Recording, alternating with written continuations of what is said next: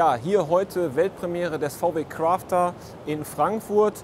Hinter mir seht ihr den Crafter als Pritsche mit Doppelkabine. Also eigentlich das Fahrzeug, was besonders im Baubereich zu Hause ist. Ja, das Thema Crafter, dieses Segment hat bei Volkswagen ja auch eine lange Tradition. Urahn ist ja der VW LT, der in den 70er Jahren auf den Markt kam, also der die Range nach oben abgerundet hat über dem Transporter, den es ja schon gefühlte Ewigkeit gibt. Der Mercedes Sprinter und der LT, der Crafter, waren ja im Prinzip baugleich, gebaut im Werk Düsseldorf bei Mercedes.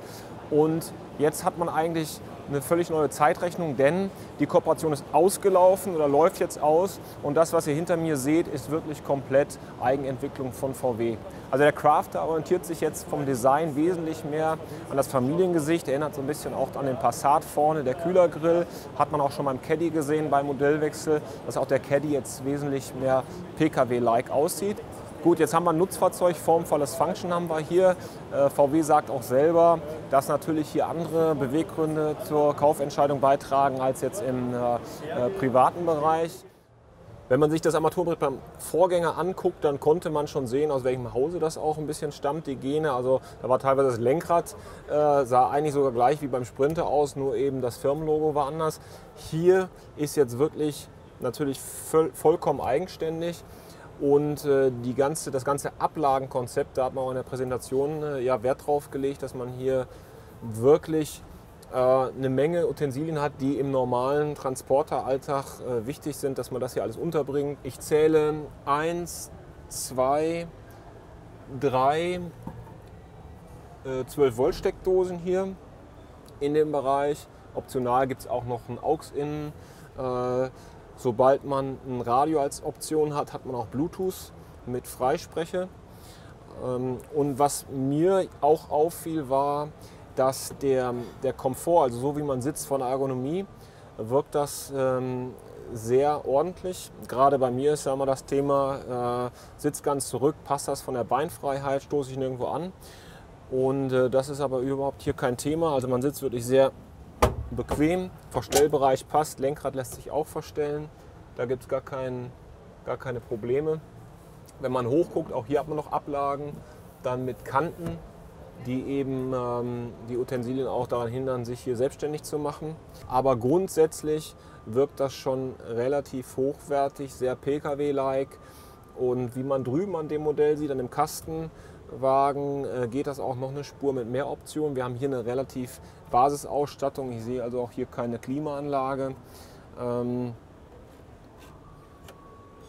Aber die Haptik der Drehregler, das macht alles einen wertigen Eindruck. Hier Speicherkartenslot, USB, AUX-In haben wir auch. Ja, was ich ein bisschen schade finde, sieht man bei vielen Autos mittlerweile selbst im Pkw-Bereich. Man kann also die Lüftungsdüsen hier zwar irgendwo ausrichten, aber nicht regulieren. Das heißt, wenn ich sie zumachen will, mache ich sie zu, aber ich kann jetzt nicht beispielsweise im Sommer mit Klimaanlage mir ein bisschen auf den Kopf fächeln lassen, aber eben nicht volles Rohr, sondern das regulieren. Hat man eingespart, sagt man uns auch, naja, wäre so ein bisschen Komfort zum Wettbewerb, um eben Kosten zu sparen. Sehe ich an der falschen Stelle gespart.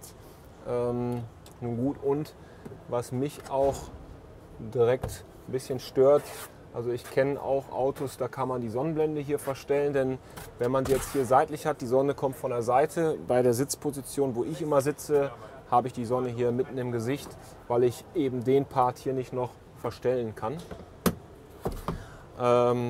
Ansonsten macht das alles einen schönen Eindruck. Auch in der Tür reichhaltig Ablagen. Hier oben zum Beispiel könnte ich dann mein Handy unterbringen. Hier für Flaschen, da unten auch noch für Kleinkram. Also mehr geht eigentlich nicht. Ja, auch der Beinraum hier für den, der hier in der Mitte sitzt, macht eigentlich einen ganz komfortablen Eindruck. Es ist nicht so, wie man es oft auch früher hatte, dass es sehr beschränkt ist und hier quasi fast Notsitzcharakter hat für denjenigen, der hier sich in der Mitte aufhalten muss. Ja, interessantes Detail ist beispielsweise hier der mittlere Sitz, den kann man umklappen, dann hat man hier noch so ein bisschen Arbeitsfläche. Ja, wir sitzen ja hier in der klassischen Doka, in der klassischen Doppelkabine, also um die ganze Mannschaft morgens auf die Baustelle zu bekommen. Hier hinten sind 4 Sitzplätze. Ich bin jetzt größentechnisch sicherlich kein Maßstab mit 1,96 m, aber sag mal, für so kürzere Strecken wäre es überhaupt kein Problem. Kann man also auch gut mit leben. Kopffreiheit sowieso kein Thema.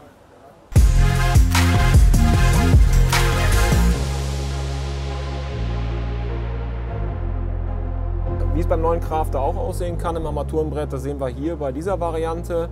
Etwas hochwertiger, in diesem Kastenwagen. Hier haben wir Navi dabei, jetzt zum Beispiel Tankstellensuche. Ja, gut, nichts Revolutionäres, aber sinnig verbaut, übersichtlich. Ja, Lenkrad schön mit Leder bezogen, fühlt sich super an. Mit Lenkradfernbedienung für alle wichtigen Funktionen, so wie man es auch aus dem Pkw-Bereich kennt. Also das ist schon eine Linie hochwertiger als dort in der Basisversion. Ja, das Armaturenbrett hier von der Haptik wirkt an sich für ein Nutzfahrzeug schon sehr hochwertig. Definitiv deutlicher Fortschritt zum Vorgänger. Ja, bei den Assistenzsystemen hat VW wirklich nahezu alles im Programm, was es heute auf dem Markt gibt. Und das ist gerade im Transporterbereich ja schon eine Innovation, dass man jetzt hier auch mit Abstandstempomaten fahren kann, mit Rangierassistent für Anhängebetrieb. ESP kommt serienmäßig und VW sieht auch einen Markt für diese Assistenzsysteme. Zunächst mal wissen wir, dass unsere Kunden rational denken. Wenn ich an den Kunden denke, gerade für den Überlandverkehr, für die schnellen Zustelldienste, die weite Strecken fahren, die viel Autobahn fahren, die viel im Verkehrsgeschehen sind, die werden es bestellen, die werden den Vorteil erkennen, weil sie entspannter, stressfreier, ermüdungsfreier fahren und dieses natürlich auch wieder in Transportleistung bezahlbar zurückbekommen. Der Handwerker, der morgens mit seinem Fahrzeug und mit seiner mobilen Werkstatt zur Baustelle fährt, für den wird es eine untergeordnete Bedeutung haben. Aber wir haben die Optionen und das Angebot eben offen.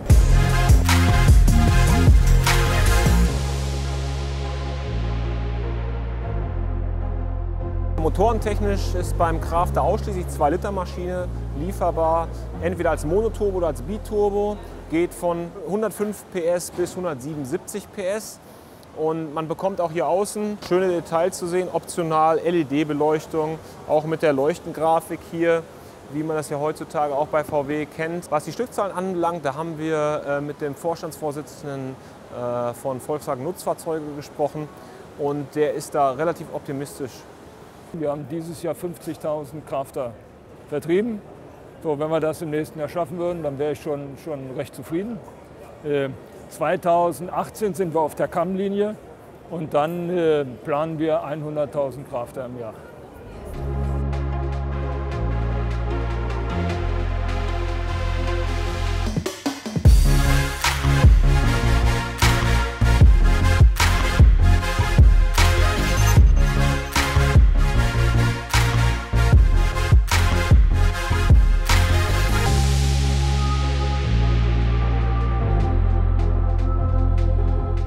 Bauforum 24 TV. Construction in Motion.